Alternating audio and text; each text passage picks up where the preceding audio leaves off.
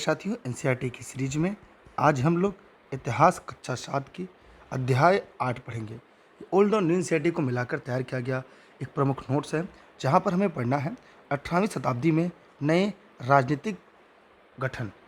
इसके साथ साथ इसमें हम लोग जो महत्वपूर्ण टॉपिक पढ़ेंगे, वहाँ पे हम मुगल साम्राज्य का जो पतन था उसका कारण क्या था, साथ ही पुराने मुगल राज्य क्या थे और कैसे थे। जो एनसीईआरटी में है, बंगाल, राजपूत, सवाई राजा जयसिंह, मराठा, सिख, इन सभी के बारे में जाट को क्रमवार रूप से पढ़ेंगे और कोशिश करेंगे कि एनसीईआरटी के शॉर्ट में पढ़ें। आप जहाँ जरूरत पड़े स्क्रीनशॉट ले सकते हैं, साथ ही साथ आप अपने साथ साथ नोट्स बना सकते हैं। वैसे ये नोट्स इलर्निंग विद दुर्गेश के ऐप पर भी उपलब्ध है, जहाँ से मैं भी स्वयं पढ़ता हूँ। मेरे द्वारा सभी क्लासेज निःशुल्क आप सभी के लिए देशित राष्ट्रित में है। शुरू करते हैं आज के सेशन। 18वीं शताब्दी में पूर्वाधार के दौरान उपमहाद्वीप में कुछ विशेष रूप से उल्लेखनीय घटनाएं घटी। एक अन्य शक्ति यानी ब्रिटिश सत्ता ने पूर्वी भारत के बड़े बड़े हिस्सों को सफलतापूर्वक हड़प लिया था। 18वीं शताब्दी में नए राज्यों का भी गठन हुआ।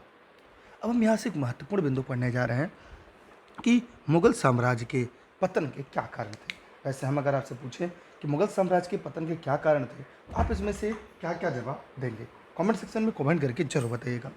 18वीं शताब्दी की शुरुआत तक मुगल साम्राज्य का पतन शुरू हो गया। इस पतन के कई कारण थे। औरंगजेब ने दक्कन में लंबे युद्ध लड़े। इन युद्धों ने राज साम्राज्य और सैन्य और वित्तीय संसाधनों को खत्म कर दिया। औरंगजेब के उत्तराधिकारी कमज़ोर और अक्षम थे। वे रईसों और मनसबदारों की बढ़ती शक्तियों पर रोक लगाने में सक्षम नहीं थे। औरंगजेब के उत्तराधिकारी कमज़ोर और अक्षम थे। वे रईसों और मनसबदारों की बढ़ती शक्तियों पर रोक लगाने में सक्षम नहीं थे। और अगला जो कारण है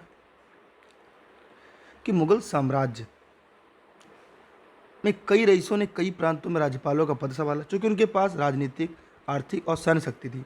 इसलिए बाद के मुगल राजाओं के लिए उनके अधिकार पर रोक लगाना मुश्किल हो गया।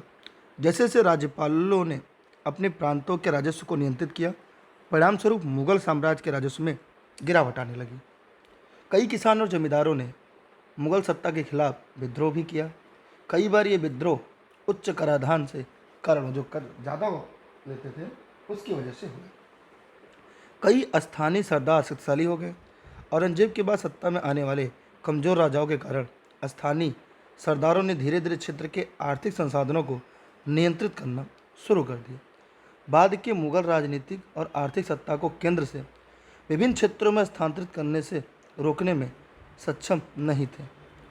तो यहाँ पर हमने देखा कि मिला जुला के स्थानीय लोगों का जो विद्रोह था, राजस्व की कमी और कराधान बढ़ने लगा, और जो राज्यपाल थे वे शक्तिशाली होने लगे और राजा से ज़्यादा कर उनके पास ही इकट्ठा होने लगे। तो ये कई ऐसे प्रमुख कारण थे। आगे भी हम देखेंगे कि 1739 में नादिर शाह के आक्रमण ने साम्राज्य को कमज़ोर कर दिया। उसने दिल्ली शहर को लूटा। बाद में 1748 और 1761 के बीच उत्तर भारत पर 5 बार आक्रमण करने वाले अहमद शाह अब्दाली के छापे से पहले से ही कमज़ोर मुगल शासक को खराब कर दिया। राजनीतिक सत्ता हासिल करने के लिए रईसों के विभिन्न समूहों के बीच एक प्रतियोगिता थी। रईसों के 2 प्रमुख समूह ईरानी और तुरानी थे। बाद के कई मुगल अमीरों ने इन समूहों के हाथों की कठपुतली मात्र थे। रईसों के समूहों द्वारा फर्रुखसियार आलमगीर द्वितीय की हत्या ने मुगल साम्राज्य की स्थिति को बुरी तरह से खराब कर दिया था। तो यहाँ पर आप चाहें तो इसको की पॉइंट लिख सकते हैं, एनसीईआरटी का है। और इसके अलावा भी आपके जो तर्क है मुगल साम्राज्य के पतन के कारण, वो आप कमेंट सेक्शन में कमेंट कर सकते हैं। अगला है नए राज्यों का उदय। यहाँ से हम लोग पढ़ेंगे नए राज्यों का उदय। मुगल साम्राज्य के विघटन के बाद कई नए राज्यों का उदय हुआ। इन नए राज्यों को मोटे तौर पर निम्नलिखित 3 समूहों में वर्गीकृत किया जा सकता है। अवध, हैदराबाद, बंगाल जैसे पुराने मुगल राज्य। हालांकि इन राज्यों के शासक स्वतंत्र थे, लेकिन उन्होंने मुगल शासन के साथ अपने संबंध नहीं तोड़े थे। उन्होंने के जो संबंध थे मुगल शासक के साथ वो उन्होंने नहीं तोड़े थे। वतन जागीर के रूप में जिन राज्यों ने मुगल शासन के तहत अधिक स्वतंत्रता का आनंद लिया था, उनमें कई राजपूत राज्य शामिल थे। यहाँ से भी परीक्षाओं में सवाल पूछे जा सकते हैं। आगे है आपके सामने तीसरे समूह में अगर हम बात करें तो मराठा, सिख, जाट जैसे योद्धा जातियों के नियंत्रण वाले राज्य शामिल थे। मुगल साम्राज्य के साथ लंबी लड़ाई के बाद तीनों समूह स्वतंत्रता प्राप्त करने में सक्षम थे। अब हम पुराने मुगल राज्यों के बारे में भी एक बार पढ़ लेते हैं। ठीक है, देखिए आप लोग वीडियो को लाइक करने के साथ साथ वीडियो को शेयर जरूर करिएगा अपने सभी मित्रों को, ताकि हम आपके लिए हर दिन एनसीईआरटी की सीरीज लेकर आते रहें 6 से 12 तक की कंप्लीट। पुराने मुगल राज्य में हैदराबाद। हैदराबाद राज्य के संस्थापक निजामुल मुल्क आसफ जहाँ मुगल सम्राट फारूक सियर के दरबार में एक प्रभावी सदस्य थे। आगे देखेंगे, वह दक्कन प्रांतों का मुगल गवर्नर था। 1720-22 के दौरान मुगलों के कमजोर शासन के कारण आसफ जाह ने दक्कन पर राजनीतिक और आर्थिक नियंत्रण हासिल कर लिया। आसफ जाह ने अपने दरबार में उत्तर भारत के कई कुशल सैनिकों और प्रशासकों को लाया। उन्होंने मनसबदारी व्यवस्था की मुगल नीति का पालन किया और नियुक्त मनसबदारों को जागीरें दी। हैदराबाद राज्य लगातार पश्चिम मराठों और दक्षिण में नायक के रूप में जाने जाने वाला स्वतंत्र तेलुगु योद्धाओं के प्रमुख के खिलाफ संघर्षों में लगा हुआ था। निजाम की शक्ति की पूर्व में अंग्रेजों द्वारा नियंत्रित किया गया था, क्योंकि निजाम कोरोमंडल तट में कपड़ा उत्पादक क्षेत्र पर नियंत्रण हासिल करना चाहता था। तो इस प्रकार हम लोगों ने निजाम उल मुल्क आसफ जहाँ के बारे में भी पढ़ लिया। अब हम लोग पढ़ेंगे अवधि।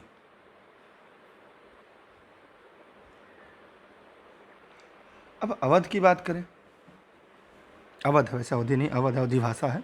अवध राज्य की स्थापना बुरहान उल मुल्क सादत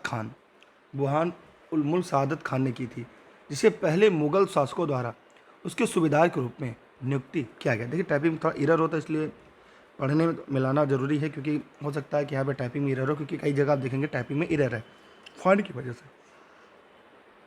बुरहान उल मुल्क सादत खान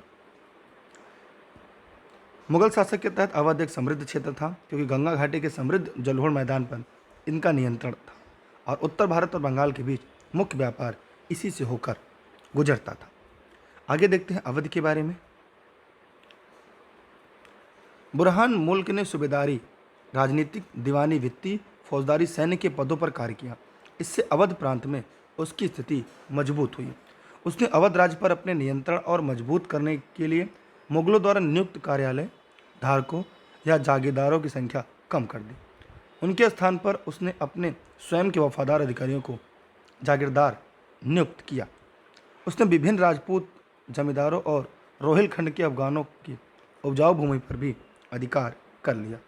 अवध में कर एकत्रित करने का अधिकार सबसे अधिक बोली लगाने वाले को भेज दिया गया, जिन्हें हम इजरदार कहा जाता था। ये बहुत इंपॉर्टेंट इजरदार परीक्षा में पूछा जा चुका है।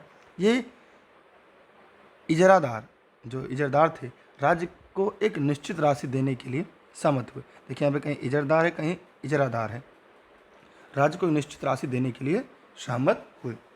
राज्य बैंकरों और साहूकारों का प्रभाव बढ़ गया राज्य में, क्योंकि राज्य ऋण के लिए उन पर निर्भर था। बैंकों ने राज्य को अनुबंधित राशि के भुगतान की गारंटी दी, जिसे इजरदारों में द्वारा भूमि से राजस्व के रूप में एकत्रित किया जाना था। बदले में इजरदारों को भू राजस्व के आकलन और संग्रहण में खुली छूट दी गई। इन सभी घटनाक्रमों ने व्यापारी और बैंकरों के एक नए वर्ग का निर्माण किया, जिन्होंने राज्य की राजस्व व्यवस्था को भी काफ़ी हद तक प्रभावित किया था अवध में, और यह कारण भी है मुगल साम्राज्य के पतन का। आगे हम लोग पढ़ेंगे बंगाल। जी हाँ, नवाब मुर्शिद कुली खान ने मुगलों से बंगाल का नियंत्रण जब्त कर लिया। इससे पहले उन्होंने बंगाल के राज्यपाल से के डिप्टी के रूप में नियुक्त किया गया था। नवाब मुर्शिद कुली खान बंगाल के राजस्व प्रशासन का प्रभारी था।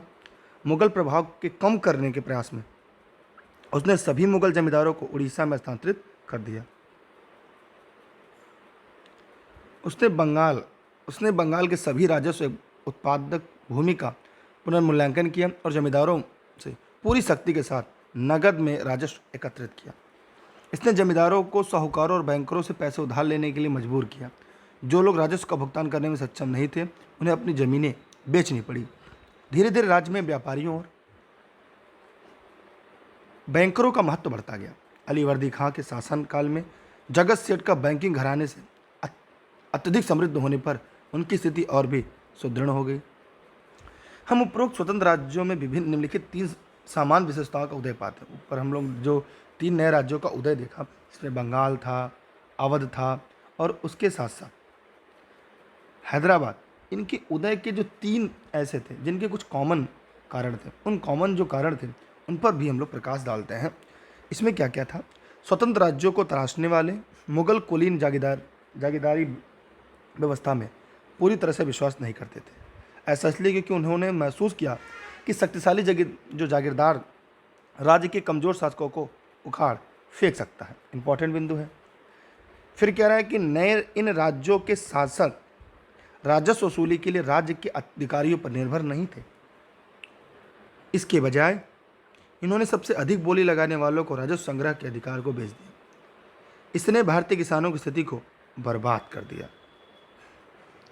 इन राज्यों में शक्तिशाली बैंकर और व्यापारियों के वर्ग का उदय हुआ क्योंकि उन्होंने राजस्व किसानों को धन उधार दिया और अपने स्वयं के एजेंटों के माध्यम से भूमि से राजस्व एकत्रित किया। वे नई राजनीतिक व्यवस्था की नीति को प्रभावित कर रहे थे। इस प्रकार हम लोगों ने देखा ये 3 पॉइंट ऐसे थे जो कॉमन थे। अब है राजपूत। आइए राजपूत को भी हम लोग पढ़ लेते हैं। मुगल शासन के अधीन कई राजपूत राजा मनसबदार थे। आमेर और जोधपुर के शासकों ने मुगल शासन के अधीन सेवा की थी और जब भी आवश्यकता हुई उन्होंने साम्राज्य को अपनी सैन्य सहायता प्रदान की थी। इन राजपूत शासकों को अपनी वतन जागीर पर शासन करने की काफ़ी स्वतंत्रता थी। यहाँ वतन ही होगा। वतन जागीर पर शासन करने की काफ़ी हद तक स्वतंत्रता थी। मुगल साम्राज्य के विघटन के साथ इन शासकों ने अब इन क्षेत्रों पर अपना नियंत्रण बढ़ाना शुरू कर दिया जो उनकी वतन जागीर के बगल में पड़े। अजीत सिंह जो जोधपुर के शासक थे, अपने प्रभाव क्षेत्र का विस्तार करने की कोशिश कर रहे शासकों में से एक थे। प्रभावशाली राजपूत परिवारों ने गुजरात और मालवा के समृद्ध प्रांतों पर सूबेदारी का दावा करने की कोशिश की। जोधपुर के राजा अजीत सिंह और अंबर के राजा जयसिंह ने अपने वतन के पड़ोसी क्षेत्रों पर नियंत्रण हासिल करने की भी पूरी कोशिश की। इस प्रकार नागवार को जोधपुर में मिला लिया गया। अंबर ने बूंदी के बड़े हिस्सों पर कब्जा कर लिया। जयपुर में अपनी नई राजधानी की स्थापना के साथ सवाई राजा जयचंद्र प्रमुखता से उभरे। उन्हें आगरा की सूबेदारी भी दी गई थी। ये सब काफ़ी इंपॉर्टेंट लाइनें हैं जो आपको एनसीईआरटी में आसानी से मिल जा रहे हैं और आगे चलकर आपको इन सेशन के साथ साथ अपनी खुद की तैयारी को भी और बेहतर मजबूत करना हो। यहाँ पर है सवाई राजा जयसिंह। हालांकि शक्तिशाली शक्ति के रूप में मराठों के उदय ने उनके आगे के विस्तार पर रोक लगा दी थी। आगे एक टॉपिक है योद्धा जातियों का उदय। देखिए, आप नोट संबंधित कोई भी जानकारी चाहिए इस नंबर पर कॉल या व्हाट्सएप कर आप सब जानकारी ले सकते हैं। नोट से संबंधित जितने भी लोग इस वीडियो को देख रहे हैं। मराठा शिवाजी 1627 से 1680 के अधीन मराठा एक शक्तिशाली शक्ति के रूप में उभरे जो लगातार मुगल क्षेत्रों पर छापा मार रहे थे। मराठा पश्चिमी भारत में देशमुखों के समर्थन से एक स्वतंत्र राज्य स्थापित करने में सक्षम थे जो योद्धा परिवारों का एक शक्तिशाली कबीला था। शिवाजी के अधीन मराठा शक्तिशाली शक्ति के रूप में उभरे। शिवाजी की मृत्यु के बाद सत्ता पेशवाओं के हाथों में चली गई। पूना मराठा साम्राज्य की राजधानी थी। शिवाजी की मृत्यु के बाद सत्ता पेशवाओं के हाथों में चली गई। पूरा मराठा साम्राज्य की राजधानी थी। जो पूना थी ये मराठा साम्राज्य की राजधानी थी। पेशवाओं के शासक ने मराठा देश में एक शक्तिशाली शक्ति बन गए। उन्होंने कई मुगलों क्षेत्रों पर छापा मारा और मुगल सेनाओं को उन क्षेत्रों में लगने पर मजबूर कर दिया जहां उनकी खाद्य आपूर्ति आसानी से बाधित हो सकती थी। 1720 से 1761 के बीच मराठा साम्राज्य का बहुत ही विस्तार हुआ। मालवा और गुजरात के मुगल राज्यों पर उनके द्वारा कब्जा कर लिया गया था। 1730 के दशक तक मराठा राजा दक्कन प्रायद्वीप में एकमात्र अधिकारी बन गया। मराठों ने अपने प्रभुत्व वाले क्षेत्रों में चौथ और सरदेशमुख यानी चौथ क्या था, उपज का 1/4 और सरदेशमुख उपज का 10वां हिस्सा लगाया। ये इंपॉर्टेंट है, ये पूछा जाता है चौथ कैसा कर था और सरदेशमुख कैसा कर था। ये कई बार आपकी परीक्षाओं में पूछा जा चुका है। धीरे धीरे मराठाओं ने राजस्थान, पंजाब, बंगाल, उड़ीसा, कर्नाटक और तमिलनाडु में अपना प्रभाव बढ़ाया। हालांकि इन क्षेत्रों को सीधे तौर पर शामिल नहीं किया गया, लेकिन जो मराठों ने, अगर मराठों की बात करें, इन लोगों ने क्या किया, सम्मान देना पड़ा। सीधा नहीं, अपना प्रभाव बढ़ाया, हालांकि इन क्षेत्रों में सीधे तौर पर शामिल नहीं किया गया, लेकिन उन्हें मराठों को सम्मान देना पड़ा। हम और आगे देखते हैं। आप लोग वीडियो को शेयर कर दीजिएगा। हाँ, टेलीग्राम पर सभी क्लास की जो लिंक आपको टेलीग्राम पर मिल जाएगी, दुर्गेश सर सर्च करके ई लर्निंग विद दुर्गेश पर। इसके अन्य शासकों ने अपना दुश्मन बना लिया। इन्होंने 1761 में पानीपत की तीसरी लड़ाई में उनका समर्थन करने से इनकार कर दिया। मराठों द्वारा क्षेत्रों पर विजय प्राप्त करने के बाद उन्होंने खेती के तहत भूमि में वृद्धि की और धीरे धीरे राजस्व में वृद्धि की। इससे बेहतर आर्थिक लाभ मिला।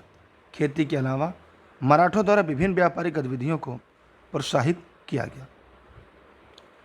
मराठों के द्वारा क्षेत्रों पर विजय प्राप्त करने के बाद इन्होंने खेती के तहत भूमि में वृद्धि की और धीरे धीरे राजस्व में वृद्धि की। इससे बेहतर आर्थिक लाभ मिला। खेती के अलावा मराठों द्वारा विभिन्न व्यापारिक गतिविधियों को प्रोत्साहित भी किया गया। ग्वालियर के सिंधिया, बड़ौदा के गायकवाड़ और नागपुर के भोसले जैसे कुछ मराठा प्रमुखों ने शक्तिशाली सेनाएं खड़ी की। उज्जैन और इंदौर के शहर क्रमशः सिंधिया और होलकर के शासन में समृद्ध हुए। ये शहर वाणिज्यिक और सांस्कृतिक केंद्रों के रूप में उभरे। चंदेरी में रेशम व्यापार का विस्तार पूना तक हो गया। बुरहानपुर में व्यापार अब पूना और नागपुर में भी फैल गया। तो यहाँ से कई की पॉइंट लेकर निकल कर आता है कि मराठों द्वारा क्षेत्रों विजय प्राप्त करने में उन्होंने खेती के तहत भूमि वृद्धि भी की, राजस्व में वृद्धि होने लगी। जब खेती बढ़ेगी तो राजस्व भी बढ़ेगा, आर्थिक लाभ भी बढ़ा। खेती के अलावा मराठाओं ने व्यापारिक गतिविधियों को प्रोत्साहन दिया था। ठीक है, आगे हम लोग देखते हैं सिख। ये भी परीक्षा के लिए इंपॉर्टेंट है। पंजाब में सिखों के उदय से राज्य में क्षेत्रीय संस्कृति का निर्माण हुआ। गुरु गोविंद सिंह ने राजपूतों और मुगलों के खिलाफ कई लड़ाई लड़ी। उन्होंने 1666 में खालसा पंथ की स्थापना की थी, जिससे गुरु गोविंद सिंह की मृत्यु के बाद मुगल सत्ता के खिलाफ विद्रोह कर दिया था। यहाँ पर हम देखते हैं कि बंदा बहादुर एक महत्वपूर्ण शासक के रूप में उभरे, जिन्हें सिखों के स्वतंत्र घोषित किया और गुरु नानक और गुरु गोविंद सिंह के नाम पर सिक्के चलाए। यह इंपॉर्टेंट है आप सभी के लिए। उसने सतलुज और जमुना नदियों के बीच अपना राज्य स्थापित कर लिया। हालांकि बंदा बहादुर को 1715 में मुगलों द्वारा पकड़ लिया गया और मार भी डाला गया था, बंदा बहादुर जी को। उसके आगे भी हम लोग देखते हैं। कई सक्षम नेताओं के तहत सिखों ने खुद को कई योद्धा बैंडों में संगठित किया, जिन्हें जत्था कहा जाता था और बाद में मिस्र में उनकी संयुक्त सेना की भव्य सेना या दल खालसा के रूप में जाना जाता था। इन्होंने रखी प्रणाली की शुरुआत की, जहां उन्होंने किसानों को उनकी उपज का 20% भुगतान करने में सुरक्षा प्रदान की। उन्होंने रखी प्रणाली की जो शुरुआत की, यह भी इम्पोर्टेंट है, जिनकी उपज की 20% भुगतान करने की सुरक्षा प्रदान की गई। सिखों की सुसंगठित सेना ने कई बार मुगल सेना का सफलतापूर्वक विरोध किया। उन्होंने अहमद शाह अब्दाली का भी विरोध किया, जिन्होंने मुगलों से पंजाब और सरहिंद पर कब्जा कर लिया था। 1765 में खालसा ने फिर से अपनी संप्रभुता की घोषणा की और बंदा बहादुर द्वारा जारी किए गए एक के समान रोकने के सिक्के भी चलाए थे। 18वीं शताब्दी के अंत में महाराजा रणजीत सिंह ने सिख सैन्य समूहों को एकजुट किया और लाहौर में अपनी राजधानी के साथ एक शक्तिशाली सिख साम्राज्य की भी स्थापना की। ठीक है, यहाँ तक चाहे तो आप स्क्रीनशॉट कर सकते हैं। आगे हम लोग पढ़ेंगे जाट। 17वीं और 18वीं शताब्दी अंत में जाटों ने अपनी शक्ति को मजबूत किया। उन्होंने 1680 के दशक में चूड़ामन के कुशल नेतृत्व में दिल्ली शहर पर अधिकार कर लिया। जाटों के चूड़ामन के कुशल नेतृत्व में दिल्ली शहर पर अधिकार कर लिया। उन्होंने आगरा पर भी अधिकार कर लिया और कुछ समय के लिए दिल्ली और आगरा के संप्रभु शासक भी बने। चूँकि जो जाट अमीर किसान थे, उनके अधीन पानीपत और बल्लभगढ़ के शहर महत्वपूर्ण व्यापारिक केंद्र बन गए। सूरजमल के मजबूत नेतृत्व में भरतपुर राज्य का एक मजबूत राज्य बन गया। 1739 में नादिर शाह द्वारा शाही शहर की लूट के बाद दिल्ली में रहने वाले कई रईसों ने भरतपुर में शरण ले ली। सूरज सिंह के पुत्र जवाहर शाह के पास एक मजबूत सेना थी। उसने अपने 30,000 सैनिकों के साथ 20,000 मराठा और 15,000 सिख सैनिकों के काम पर रखा था।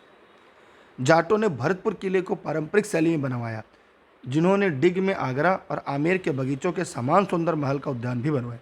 उनके भवनों की स्थापत्य शैली शाहजहां द्वारा निर्मित इमारतों के भी समान थी। इसी के साथ ये सेशन आपका यहाँ पे समाप्त होता है। इस प्रश्नों की सीरीज को हम लोग सॉल्व करेंगे, जहाँ पे अध्याय 8 था 18वीं शताब्दी में नए राजनीतिक उदय के साथ साथ राजनीतिक गठन के बारे में हम लोगों ने पढ़ा। ये सीरीज आप सभी के लिए निःशुल्क था। इसको लाइक करने के साथ साथ वीडियो को अपने मित्रों को शेयर जरूर करिएगा। अब हम इस एनसीईआरटी के सोल्यूशन को भी देखते हैं। ये शॉर्ट में एनसीईआरटी है। सबसे पहले इसको मिलाना है। सूबेदार जो थे ये क्या थे? एक प्रांतीय सूबेदार थे। फौजदार ये उच्च अभिजात थे। इजारादार जो थे, इजारादार भी हम लोगों ने पढ़ा था। ये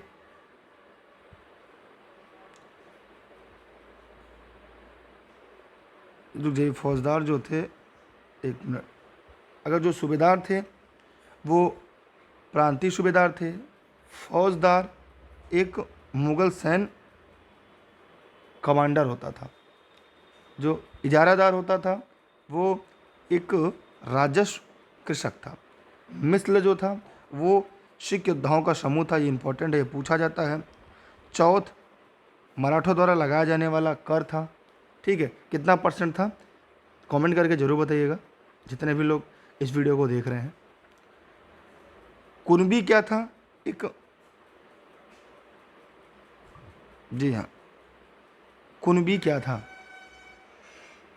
ये मराठा कृषक योद्धा थे।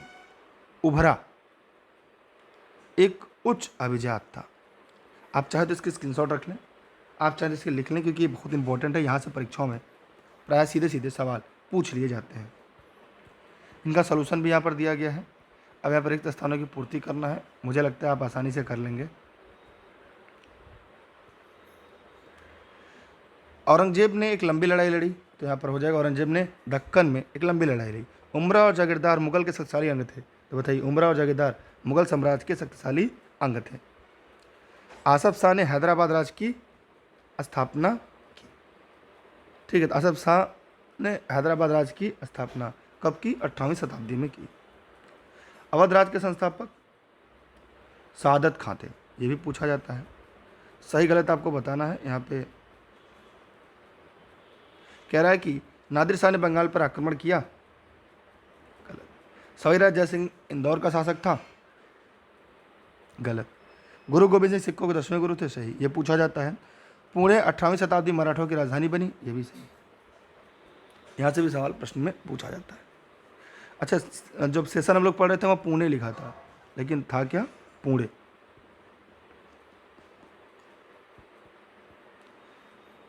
अगला था प्रश्न उत्तर आ गया है। सादत खान के पास कौन कौन से पद थे? ये इंपॉर्टेंट है। सादत खान 1722 में अवध का सूबेदार बना। सादत खान ने बेशक बेहद काबिल थे, इसी कारण कौम में उन्हें कई पदों से नवाजा गया था, जैसे सूबेदारी, फौजदारी और दीवानी। इंपॉर्टेंट था ये। अवध और बंगाल के नवाबों ने जागीरदार प्रथा को हटाने की कोशिश क्यों की? आइए ध्यान से पढ़ते हैं, इसके उत्तर की तरफ बढ़ते हैं। कारण था, अवध और बंगाल के नवाबों ने जागीरदारी प्रथा को हटाने की कोशिश निम्नलिखित प्रकार, जैसे बुरहान उल मुल्क ने अवध क्षेत्र में मुगल प्रभाव को कम करने के लिए मुगल द्वारा नियुक्त अधिकारियों की संख्या में कटौती की, जागीरों के आकार में भी कटौती की, नवाब के दरबार द्वारा नियुक्त अधिकारियों द्वारा सभी जिलों के राजस्व को फिर से निर्धारण किया, क्योंकि अवध का नवाब इन राजस्व को अपने अधीन लाना चाहता था। कृषि भूमि को अपने राज्यों में मिला लिया। साहूकारों और महाजनों जैसे कई नए सामाजिक समूहों राज्य की राजस्व प्रणाली के प्रबंधन को भी प्रभावित किया। अगला है जो प्रश्न, 18वीं शताब्दी में सिखों को किस प्रकार संगठित किया गया? तो यहाँ पर ये प्रश्न है। इसका उत्तर है, 18वीं शताब्दी में कई योग्य नेताओं के नेतृत्व में सिखों ने अपने आप को पहले जत्थों में और बाद में मिसलों में संगठित किया। ये जत्था और मिसला दोनों पूछा जाता है। इन जत्थों और मिसलों की मिलीजुली सेनाओं ने दल को क्या कहते हैं? खालसा कहा जाता था। ये भी पूछा जाता है खालसा क्या है। उन दिनों दल खालसा बैसाखी दिवाली के त्योहारों पर अमृतसर में मिलते थे। इन बैठक में सिखों के लिए सामूहिक निर्णय लिए जाते थे, जिन्हें गुरुमत्ता, गुरु के प्रस्ताव कहा जाता था। यह भी परीक्षा में सवाल आता है, गुरुमत्ता क्या है।